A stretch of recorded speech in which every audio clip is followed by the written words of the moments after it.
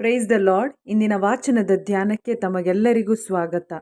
ಆದರೆ ಪ್ರವಾದಿ ಯೋನನಿಗಿಂತಲೂ ಮೇಲಾದವನು ಇಗೋ ಇಲ್ಲಿದ್ದಾನೆ. ಪ್ರಿಯರೇ, ಇಂದಿನ ಶುಭ ಸಂದೇಶದಲ್ಲಿ ಯೋನನ ಸಂಕೇತದ ಕುರಿತಾಗಿ ಯೇಸು ಸ್ವಾಮಿ ವಿವರಿಸುತ್ತಾರೆ. ಜನರು ಅದ್ಭುತ ಕೋರಿ, ಸೂಚಕ ಕಾರ್ಯಗಳನ್ನು ಕೋರಿ ಯೇಸು ಬಳಿಗೆ ಬರುವಾಗ ಯೇಸು ಸ್ವಾಮಿ ಅವರಿಗೆ ಈ ವಿಷಯವನ್ನು ತಿಳಿಸುತ್ತಾರೆ. ಯೇಸು ಅದ್ಭುತ ಕೋರುವ ಮತ್ತು ಕೇವಲ ಭೌತಿಕ ವಿಷಯಗಳಿಗೆ ಹುಡುಕುವ ಜನರನ್ನು ದೂಷಿಸುತ್ತಾರೆ.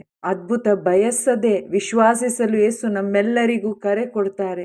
ನೈಜ ವಿಶ್ವಾಸ ಯಾವುದೇ ಅದ್ಭುತ ಸೂಚಕ ಕಾರ್ಯಗಳನ್ನು ಆಧರಿಸಿಲ್ಲ. ಪ್ರವಾದಿ ಯೋನನ ಉದಾಹರಣೆಯೊಂದಿಗೆ ಆ ನಿನಿವೆ ಜನರಿಗೆ ಆತ ಒಬ್ಬ ಸಂಕೇತವಾದ.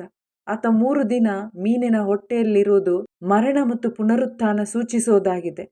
ಆ ಪ್ರವಾದಿ ನಿನಿವೆ ಜನರಿಗೆ ಆ ದೇವರ ಸಂದೇಶವನ್ನು ಸಾರಿದಾಗ ಅವರು ತಮ್ಮ ಪಾಪದ ಕಾರ್ಯಗಳಿಗಾಗಿ ಪಶ್ಚಾತ್ತಾಪಪಟ್ಟು ದೇವರಿಗೆ ಅಭಿಮುಖರಾದರು.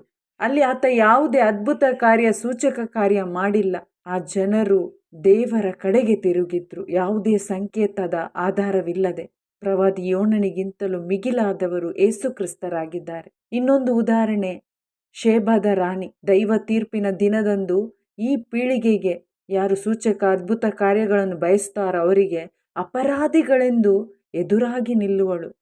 ಕಾರಣ, ರಾಜ ಸೊಲೊಮೋನನ ಜ್ಞಾನೋಕ್ತಿಗಳನ್ನು ಆಲಿಸಲು ಆಕೆ ಅತಿ ದೂರದಿಂದ ಪ್ರಯಾಣ ಮಾಡಿದ್ಲು. ಆಕೆ ಸಹ ಯಾವುದೇ ಅದ್ಭುತ ಸೂಚಕ ಕಾರ್ಯಗಳನ್ನು ನೋಡಿಲ್ಲ. ಬದಲಾಗಿ ಆ ಸೊಲೊಮೋನನ ಜ್ಞಾನೋಕ್ತಿಗಳನ್ನು ನೋಡಿ ದೇವರ ಕಡೆಗೆ ತಿರುಗಿದ್ಲು. ಯೇಸು ಕ್ರಿಸ್ತರು ರಾಜ ಸೊಲೊಮೋನನಿಗಿಂತ ಶ್ರೇಷ್ಠರಾಗಿದ್ದಾರೆ. ಇಂದು ಯಾರು ಯೇಸು ಕ್ರಿಸ್ತರನ್ನು ತಿರಸ್ಕರಿಸುತ್ತಾರೋ ಅವರು ದೇವರನ್ನೇ ತಿರಸ್ಕರಿಸಿದಂತೆ. ಇಂದು ಅನೇಕರು ಅಳಿದು ಹೋಗುವ ಲೋಕದ ಜ್ಞಾನ, ಹೆಸರು ಗಳಿಕೆಗಾಗಿ ತಮ್ಮ ಸಮಯ, ಹಣ, ಜೀವನವನ್ನೇ ತ್ಯಾಗ ಮಾಡ್ತಾರೆ. ಆದರೆ ಅತಿ ಶ್ರೇಷ್ಠವಾದ, ಉನ್ನತವಾದ ಅಮರ ಜ್ಞಾನಕ್ಕಾಗಿ, ಸ್ವರ್ಗೀಯ ಜ್ಞಾನಕ್ಕಾಗಿ ಅವರಿಗೆ ಸಮಯವಿಲ್ಲ. ಕಾರಣ, ಅವರಿಗೆ ನಿತ್ಯ ಜೀವದ, ರಕ್ಷಣೆಯ, ಅಮರ ಜೀವದ ದಾರಿ ತಿಳಿದಿಲ್ಲ. ಅವರಿಗೆ ನೈಜ ಜ್ಞಾನದ ಬೆಲೆ ಮತ್ತು ಅದರ ಅರಿವು ಕೂಡ ಇಲ್ಲ.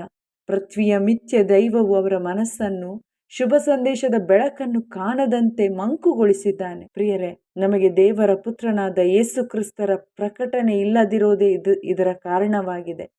ಇವತ್ತು ನಾವು ದೇವರು ವಾಗ್ದಾನ ಮಾಡಿರುವ ಶುಭ ಸಂದೇಶ ಯೇಸು ಕ್ರಿಸ್ತರಾಗಿದ್ದಾರೆ. ದೇವರು ತಮ್ಮ ಮಹಿಮೆಗೋಸ್ಕರ ನಾವು ಯೇಸು ಕ್ರಿಸ್ತರಲ್ಲಿ ವಿಶ್ವಾಸ ಇಟ್ಟು ತಮ್ಮ ಸ್ವಂತದವರಾಗುವ ಸೌಭಾಗ್ಯವನ್ನು ನಮ್ಮೆಲ್ಲರಿಗೂ ಅನುಗ್ರಹಿಸಿದ್ದಾರೆ. ಆದ್ದರಿಂದ ಶುಭ ಸಂದೇಶದ ಈ ಸತ್ಯಗಳನ್ನು ಗ್ರಹಿಸಿಕೊಂಡು ಸಂಕೇತಗಳ ಹಿಂದೆ ಓಡದೆ, ಅದ್ಭುತಗಳ ಹಿಂದೆ ಓಡದೆ, ನಮ್ಮ ಪರಿಪೂರ್ಣ ಉದ್ಧಾರಕ್ಕಾಗಿ, ಸ್ವರ್ಗೀಯ ಬಾಧ್ಯತೆಗಾಗಿ ಯೇಸು ಕ್ರಿಸ್ತರಲ್ಲಿ ವಿಶ್ವಾಸಿಸೋಣ ಮತ್ತು ಅವರನ್ನು ಮಾತ್ರ ಹಿಂಬಾಲಿಸೋಣ. ಆಮೇನ್. Praise the lord.